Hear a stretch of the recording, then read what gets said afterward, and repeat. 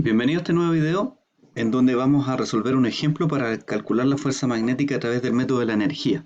Recordemos que la fuerza magnética se puede calcular como la tasa de cambio de la energía almacenada en el campo partido por la posición, ¿cierto? Considerando los enlaces de flujo constante, menos la tasa de cambio, ¿verdad? Menos la tasa de cambio de la energía almacenada en el campo respecto de la variación de la posición, considerando, ¿cierto?, los enlaces de flujo constante. Y que además la energía almacenada en el campo era igual a la integral desde 0 a lambda de I de lambda.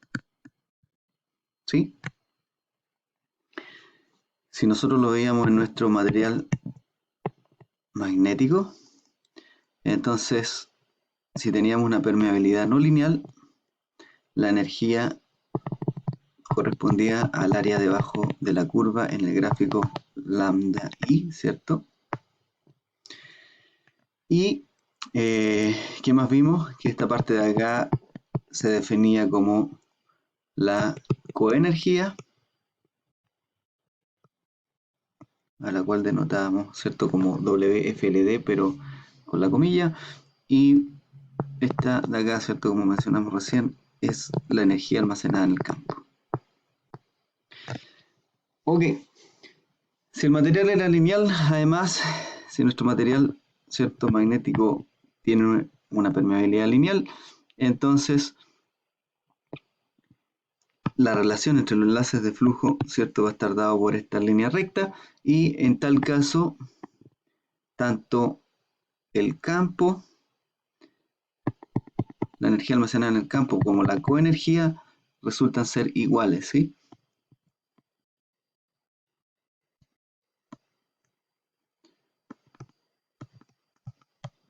¿Ok? Energía almacenada en el campo es igual a la coenergía. Entonces, a través de las ecuaciones planteadas anteriormente, vamos a tratar de analizar este dispositivo electromecánico que se muestra en la pantalla. Y este dispositivo se llama relé. Su función es abrir interruptores y cerrar interruptores a través de la acción del campo magnético. Consiste en este núcleo ferromagnético, en este caso es un núcleo cerrado, pero pueden haber otras configuraciones, y una bobina, ¿ok?, la cual se energiza y crea, ¿cierto?, este campo que va a circular a través de este núcleo, ¿ya?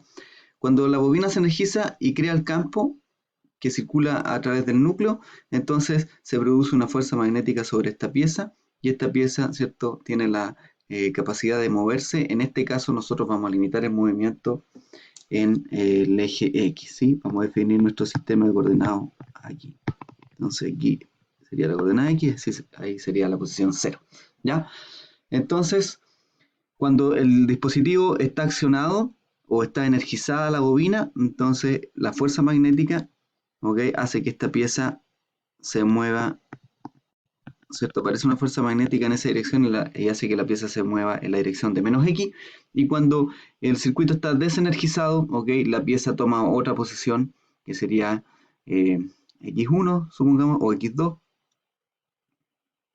Podemos llamarla, que nos conviene, llamémosla que esta posición, ¿cierto?, va a ser X1, ¿ya? Y por lo tanto esta de aquí era la posición X0. Entonces, para analizar nuestro relé, vamos a definir algunas variables geométricas y de las propiedades magnéticas del núcleo. Entonces vamos a decir que la permeabilidad del núcleo es infinita, ¿ya? O sea, es un núcleo infinitamente permeable. Entonces la permeabilidad va a tender a infinito, ¿ok? Y además vamos a definir que la bobina va a tener un número de vueltas n, va a estar circulando por cada una de las espiras, esas n vueltas están en serie, ¿ok? Va a circular, por cada una de esas n vueltas va a circular una corriente I.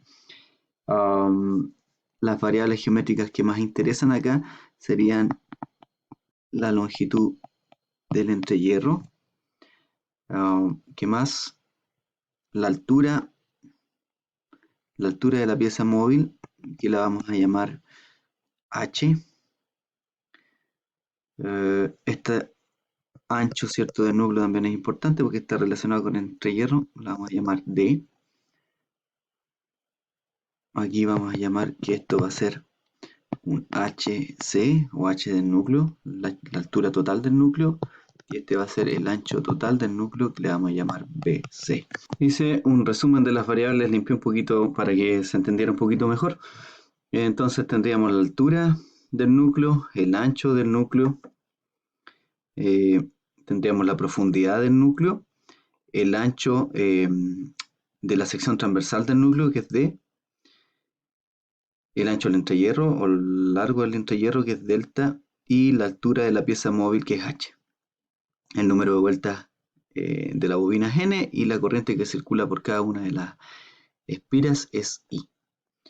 Entonces, para poder resolver este problema vamos a plantear las ecuaciones, ¿cierto?, de la fuerza magnética y de la energía magnética. Entonces nosotros sabemos que la energía magnética es igual a la integral de 0 a lambda de I de lambda, ¿cierto?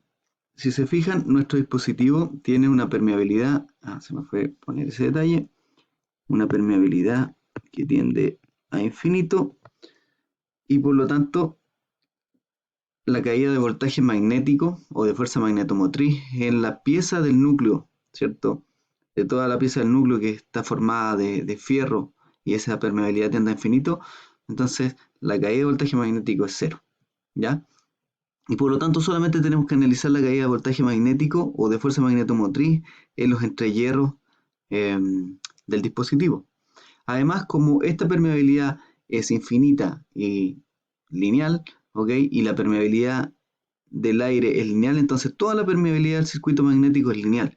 Y por lo tanto nosotros podemos asumir que estamos trabajando en un material que es completamente lineal. ¿Y qué vamos a tener en ese caso? Que la energía va a ser igual a la coenergía. Si el material es lineal, entonces nosotros podemos establecer esta ecuación que relaciona la inductancia con los enlaces de flujo y la corriente, ¿sí? Y podemos reescribir esto como que I es igual a lambda partido por L, ¿sí? O los enlaces de flujo partido por la inductancia.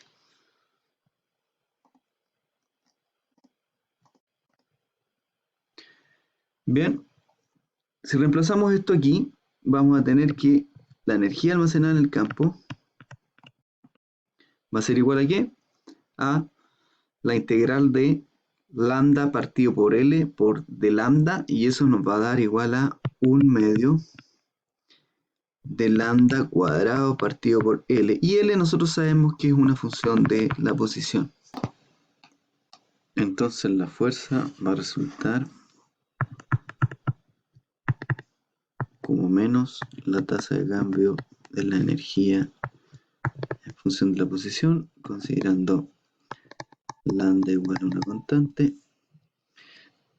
y eso va a ser igual a menos 1/2 de lambda cuadrado de a dx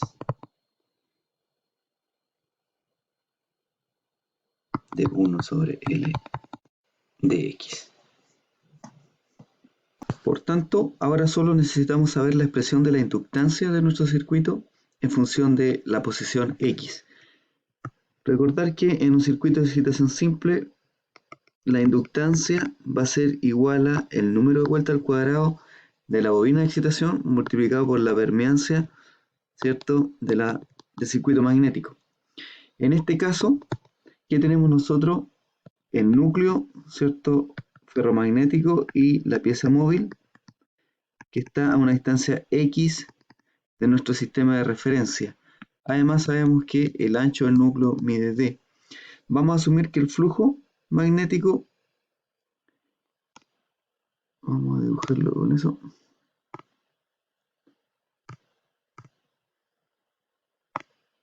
Vamos a asumir que el flujo magnético cruza solamente por la parte del núcleo que enfrenta la pieza móvil, ¿ya?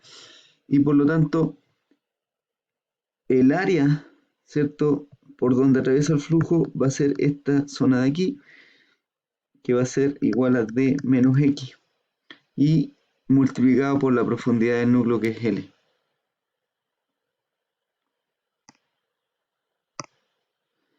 ¿Ok? Entonces, finalmente, ¿cómo nos va a quedar nuestra permeancia? Va a ser n cuadrado multiplicado por D menos X por L, por la permeabilidad del aire, que va a ser la permeabilidad del vacío, y dividido por la longitud del entrehierro, que va a ser la longitud del entrehierro más la longitud de otro entrehierro, ¿cierto? O sea, 2 veces delta.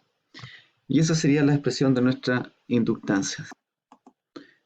Entonces, debemos de derivar la expresión de la inductancia, o 1 sobre la expresión de la inductancia respecto de X. Para hacer eso, lo más sencillo es utilizar la regla de la cadena y decir que U es igual a D menos X.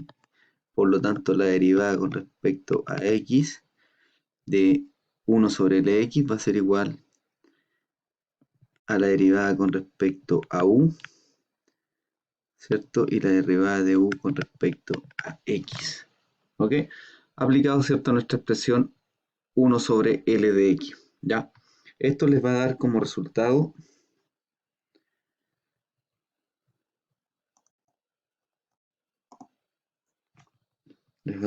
que la fuerza magnética va a ser igual a ¿qué?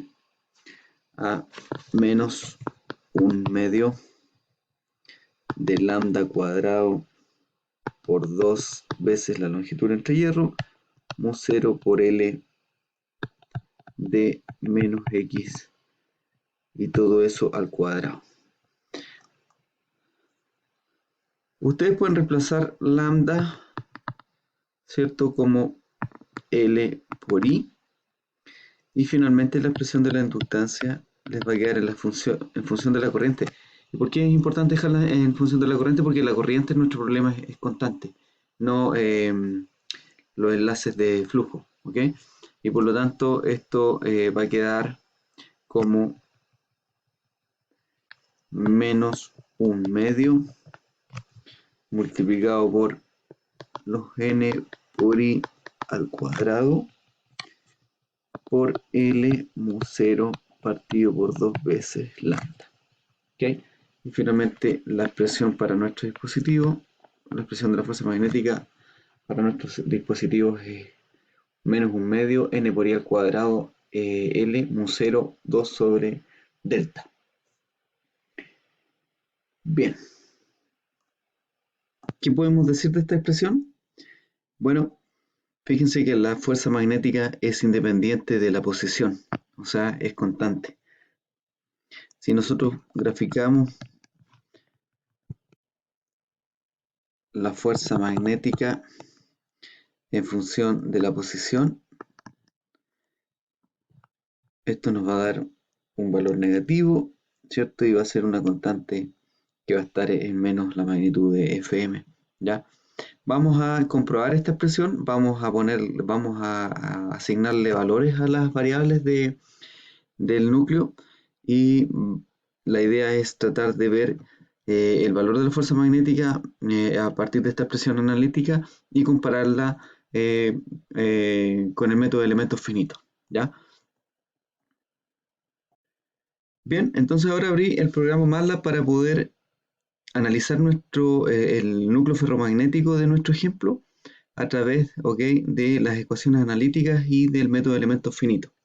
Entonces, en este código lo que estoy asignando son las dimensiones geométricas del núcleo, la corriente del núcleo, la corriente de la bobina, perdón, el número de vueltas, la bobina, etcétera, ¿sí? ¿Qué es lo que hace este código? Va a abrir una ventana en FEM, o sea, va a ejecutar el programa FEM, y va a crear el modelo, ¿cierto?, para poder hacer el análisis en elementos finitos, ¿ya? En esta línea de código lo que hace es definir el problema, ¿sí? Que va a ser un problema de tipo planar. Las unidades van a ser en milímetros y estas unidades también están en milímetros. eh, el error del método, ok, etcétera. ¿Ya? También aquí se están dando las dimensiones del enmayado, acá se están definiendo la condición de borde, acá lo que estamos haciendo es definir las propiedades del circuito y aquí ya empezamos a construir la geometría del relé, ¿ya? Entonces la geometría del núcleo, la geometría de la pieza móvil, la geometría del entrehierro. Todo esto, la geometría del entrehierro, está un poco desordenado. Voy a eliminar estas líneas de acá.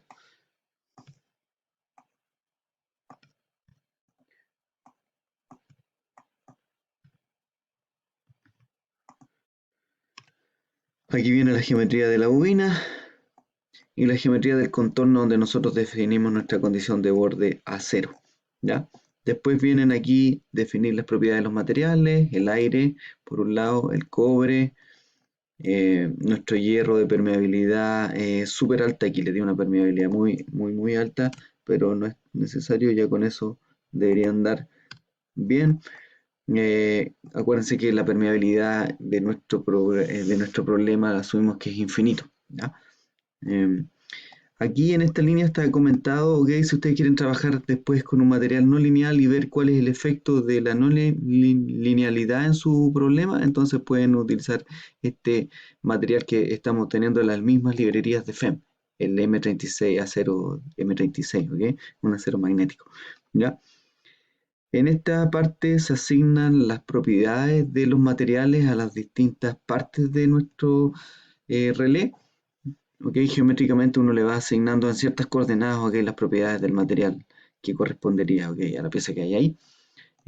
Para el entrehierro, para el núcleo, para la bobina, para la pieza móvil, el pistón le puse ahí, para el aire externo, o sea, el aire que rodea al dispositivo, el aire interno, o sea, la ventana de nuestro núcleo, y aquí ya empezamos a meternos en la parte de cómo hacer para que nuestra pieza móvil efectivamente se mueva en el programa FEM. Entonces lo que hace este código es eso, y además obtiene algunos resultados desde el mismo FEM y las carga en MATLAB. Esto lo que hace es hacer la integración de una variable, y en este caso la integración de la fuerza magnética, que en el código 18 lo que hace es obtener la fuerza magnética a través del tensor de Maxwell ponderado, ¿ok?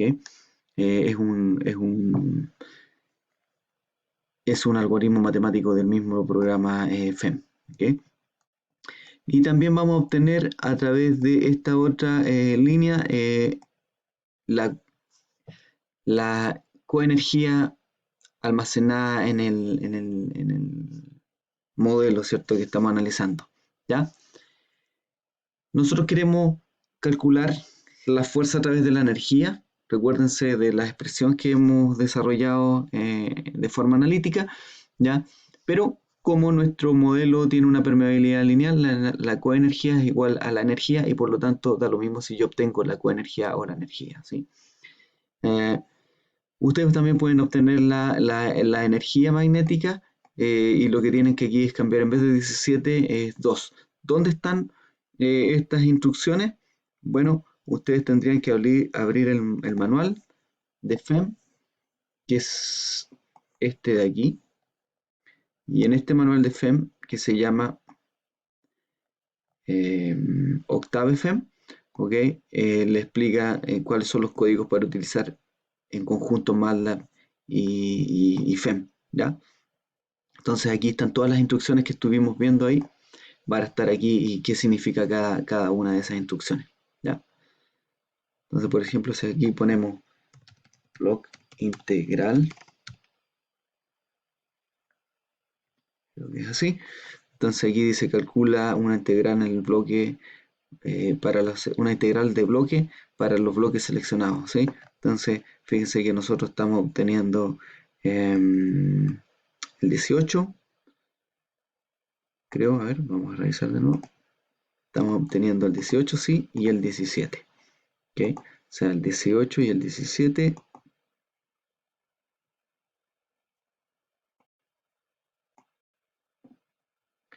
el 18, ¿cierto? Y el 17, o sea, la coenergía magnética y la fuerza a través del método del tensor eh, de estrés ponderado. ¿Ya? Bien, entonces vamos a ejecutar este código ahora. Vamos a ejecutar el código y vamos a ir viendo qué es lo que hace más o menos paso a paso.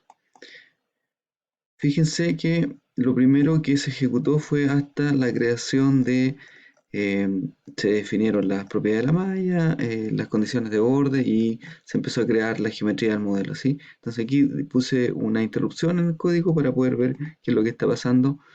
Eh, Vamos a aumentar.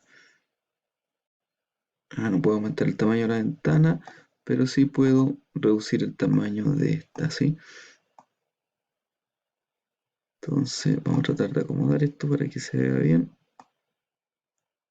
Ahí. Entonces vamos a ver qué es lo que ejecutó ahí. Fíjense que creó la geometría de nuestro núcleo con la C, ¿cierto? Y de la pieza móvil y además creó la geometría del entrehierro. Si hacemos un zoom, vamos a ver que efectivamente es un entrehierro y que no hay contacto entre la pieza móvil y la pieza, ¿cierto?, fija del núcleo. ¿Ya? Aquí, esta parte de aquí la vamos a definir como aire. ¿Ya?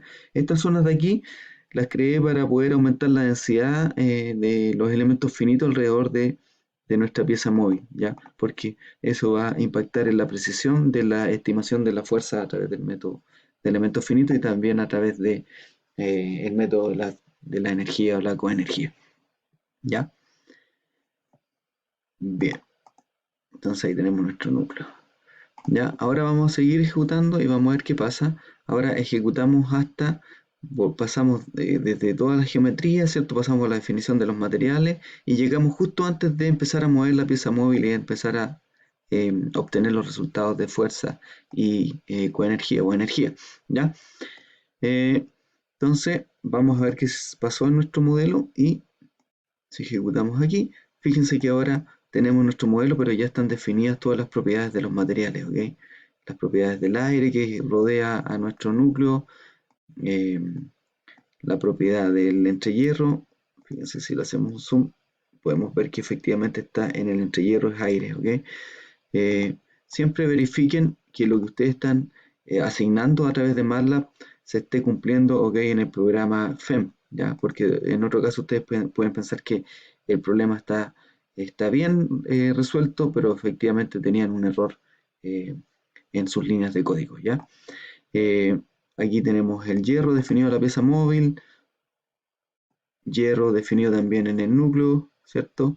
Cobre definido para la bobina, aire para la ventana central del núcleo, ok, así que estamos más o menos bien. ¿Qué otra cosa que siempre es importante verificar? Es que si es que las condiciones de borde están definidas, ¿cierto? A cero, que fue nuestra condición de borde que definimos para nuestro problema.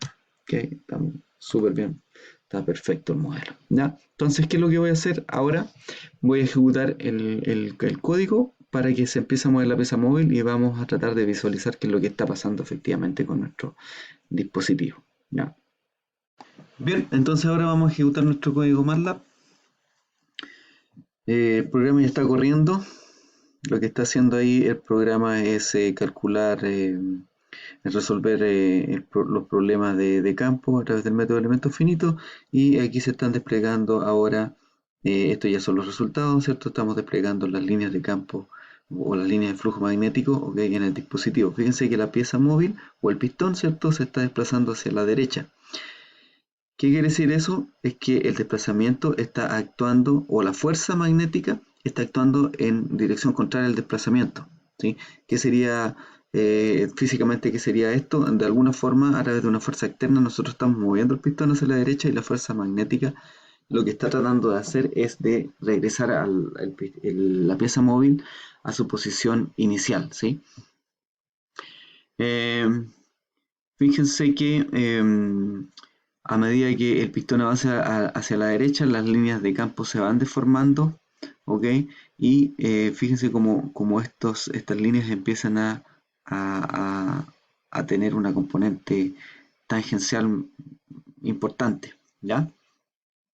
La componente tangencial, ¿cierto? En la dirección X y la componente normal en la dirección Y, ¿ya? Si uno pensara que estas líneas de campo son como elásticos, lo que están haciendo efectivamente las líneas de campo es tratar de tirar el pistón hacia la izquierda, ¿ya? Mientras el pistón, de alguna forma, a través de una fuerza externa, se va moviendo hacia la derecha, ¿sí? ¿Ok? Esa es una forma de visualizar el efecto de las líneas de campo sobre esta pieza móvil. Pensar que estas líneas de campo son elásticos que lo que tratan de hacer es de regresar la pieza móvil a su posición inicial, que es la posición de mínima energía. ¿Ya? Ya pasamos más de la mitad del desplazamiento que tiene que realizar el pistón, ¿ok? Y las líneas de campo siguen concentrándose o tratando de pasar solo a través del pistón, no pasan directamente a través del entrehierro. Ahora recién empieza a aparecer aquí ciertas estas líneas que empiezan ahora a cruzar eh, por esta región, ¿cierto? Por uno de los costados del pistón, ¿ya? Y obviamente ese efecto se va a ir haciendo más pronunciado a medida que el pistón se desplaza cada vez más a la derecha. Ahora ya tenemos una línea de flujo que pasa directamente a través del entrehierro y no pasa a través del pistón, ¿sí? Entonces ahí uno puede ir viendo más o menos calculando cuánto es la relación de las líneas de flujo que se van efectivamente por el pistón y cuántas son las líneas de flujo que se van directamente a través del entrehierro. O sea, hay mucho más flujo a través del pistón que a través del entrehierro. Bien, ya casi estamos terminando con nuestra simulación. Perfecto, sí, esa fue la última posición. Si se fijan, el pistón recorrió desde la posición inicial, ok, que es con X igual 0, o alineado completamente con la parte interna de nuestro núcleo, ok, y se desplazó ahora completamente salió del núcleo ferromagnético, ok, y quedó en esta posición X1, ¿ya? Podríamos ver aquí un montón de otras cosas. Si quieren aumentar la densidad de flujo, pueden aumentar la cantidad de líneas. De alguna forma, para tener más información de cómo están las líneas dentro del núcleo. Ok, fíjense que hay hartas líneas de flujo que pasan a través del entrehierro, pero si se fijan, la cantidad de líneas que pasan a través del núcleo son mucho mayores. Ok, eso les da una relación entre cuánto el flujo a través del entrehierro y cuánto el flujo a través del núcleo.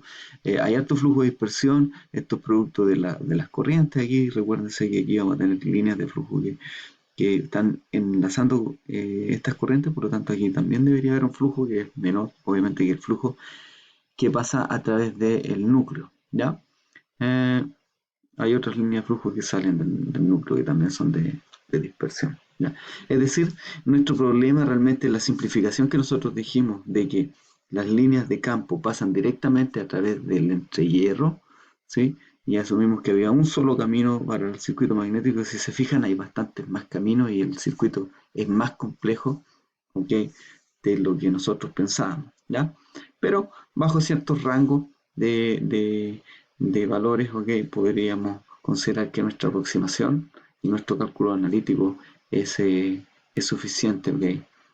Nos va a entregar una precisión suficiente para al menos tener una idea de cuánto es la fuerza magnética sobre el pistón. Bien, si quieren ver la densidad de flujo, pueden apretar aquí, en esa ventanita, o en ese block y mostrar la densidad plotear la densidad de flujo, ¿ok? Aquí está la leyenda o la escala de la densidad de flujo, ¿sí? La vamos a bajar un poco, la vamos a bajar en un Tesla, ¿ok? Y si se fijan, las zonas más saturadas, ¿ok? Son justamente por donde están pasando todas las líneas de flujo, ¿sí? Fijan, aquí las líneas de flujo se están concentrando y por eso la densidad es tan alta. Un Tesla, quizás más en esta zona, ¿ok? Pero en general en el núcleo la densidad de flujo es bastante baja. ¿Ok? Podríamos estar hablando de, más o menos, esta zona aquí entre 3 y 4,5 Tesla, ¿ok? ¿Por qué es tan baja? Bueno, porque fíjense que la pieza está completamente desplazada y por lo tanto el entrehierro es bastante grande y aquí tenemos una gran concentración de líneas, ¿ya? O sea, hemos aumentado aquí un poco la longitud del entrehierro, ¿ya? Equivalente. En la posición inicial el flujo es mayor. Bien, vamos a salir de aquí. Ahora le estoy mostrando los valores de fuerza y de energía magnética. Fíjese que la fuerza es negativa, efectivamente está en dirección contraria al desplazamiento del pistón. ¿Ok? Aquí la fuerza la calculamos a través de distintos métodos. En rojo está la fuerza calculada a través de el método propio de FEM, que era este tensor de Maxwell o tensor de estrés ponderado. ¿Ok? En azul está nuestra aproximación a través del método de la energía. Aquí estoy evaluando directamente la tasa de cambio de la energía en función de la posición. Entonces, ¿qué es lo que estoy haciendo? Es tomar la energía en la posición x1, tomar la posición tomar la energía en la posición x-1, ¿ok? Y dividirlo por, hacer la diferencia de esas dos energías y dividirlo por el desplazamiento desde x1 a x-1, ¿ya? O x sub i menos 1. ¿Sí? ¿Qué es lo que estoy diciendo? ¿Qué es lo que le estoy tratando de decir? Es que eso está calculado más o menos a través de esta aproximación. ¿Ya? Eh, o sea, es la aproximación de la derivada a través de estas diferencias en los intervalos. ¿Ya? Mm, entonces, volviendo a nuestra figura, que serían esas, por ese lado entonces tendríamos la fuerza calculada por el tensor, la fuerza calculada por el método de la coenergía. Fíjense que andan bastante bien, la aproximación, ¿cierto?, por el método de la coenergía, y el método de la coenergía, pero a través de la solución analítica, eh, ¿cierto?, con todas sus limitaciones y simplificaciones. En general el valor anda bastante bien en un cierto rango. Cuando el pistón está en la posición inicial cero, entonces ahí el método tiene bastante error, y eso se debe a eh, que estamos despreciando acá las condiciones de borde, eh, que el camino del flujo magnético se va solamente por el núcleo, pero también podemos ver que hay bastante flujo de dispersión, y así hay un montón de otros fenómenos asociados, ¿ok?, que hacen que nuestra estimación analítica no sea tan buena como la estimación, ¿cierto?, en elementos finitos, que naturalmente es mucho más precisa, pero tarda también mucho más tiempo en entregar resultados. ¿Ya? Entonces, método de la energía de forma analítica, ¿ok? Método de la energía de forma numérica, ¿ok? Y método del tensor de estrés ponderado, que, eh, que es propio del método de elementos finitos, ¿ya? Por acá tenemos la energía magnética, y esa energía magnética, fíjense que va disminuyendo a medida eh, que nuestro pistón se va desplazando hacia la derecha. Naturalmente, como disminuye el campo magnético almacenado, ¿ok? Entonces, o el campo magnético en el entrehierro, ¿ok? Entonces también disminuye la energía, ¿ya? Y por eso la fuerza crece de forma, crece en el valor absoluto, ¿sí?